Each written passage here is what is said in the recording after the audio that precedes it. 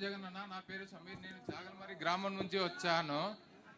మీ వల్ల మా ఇంటికి జరిగిన మేలు తెలియజేయడానికి ఇక్కడికి వచ్చానన్న.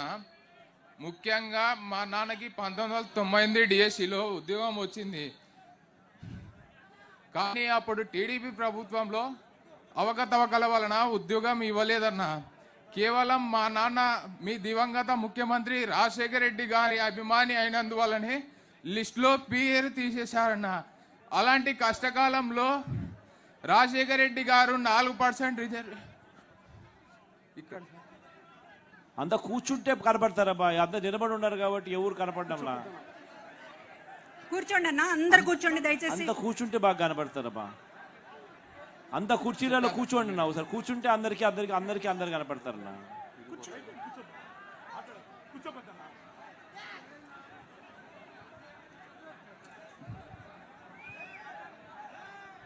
నమస్తే జగనన్న, నా పేరు సమీర్. చాగల్మరి గ్రామం నుంచి వచ్చానన్న. మీ వల్ల మా కుటుంబానికి జరిగిన మేలు గురించి వివరించడానికే ఇక్కడికి వచ్చానన్న. ముఖ్యంగా మా నాన్నగారికి 1998 డిఎస్సిలో అర్హత సాధించారన్న.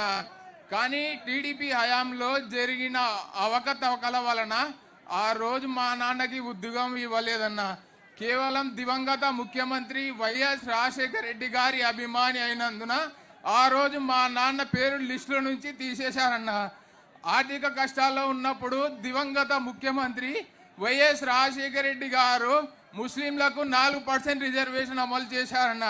అందులో భాగంగా నేను ఇంజనీరింగ్, మా తమ్ముడు ఎంబీబీఎస్ సీటు పొందామన్నా. మీ ప్రభుత్వంలో మాకు విద్యా దీవెన, వసతి దీవెన పథకాల ద్వారా మా నాన్నకు 1 రూపాయి ఖర్చు లేకుండా విద్య పూర్తి చేశామన్నా. జరగబోయే న్యాయానికన్నా జరిగిన అన్యాయాన్ని గుర్తించిన ఏకైక నాయకుడు మీరేనన్న. ఇచ్చిన మాట ప్రకారం 98 క్వాలిఫైడ్ అభ్యర్థులందరికీ ఈ ఉద్యోగాలు ఇచ్చారన్న. ఎందరో కుటుంబాల్లో సంతోషాలు నింపారన్న. అలాగే మా అమ్మగారికి 0 వడ్డీ రుణం, ఆసరా, చేయుత పథకాలు అందాయన్న. అలాగే 1998 ఉపాధ్యాయులందరికీ రెగ్యులర్ చేసి మీ మేలు ఈ జన్మలో మర్చిపోమన్నా. మా ఇంట్లో జరిగిన మేలు ఇతరులకు జరగాలంటే మీరే ముఖ్యమంత్రి కావాలన్నా. మీరు ముఖ్యమంత్రి కావాలంటే నాని అన్నకి భారీ మెజార్టీతో గెలిపించుకుంటామన్నా. జై జగన్, జై జగన్. Thank you Sameer.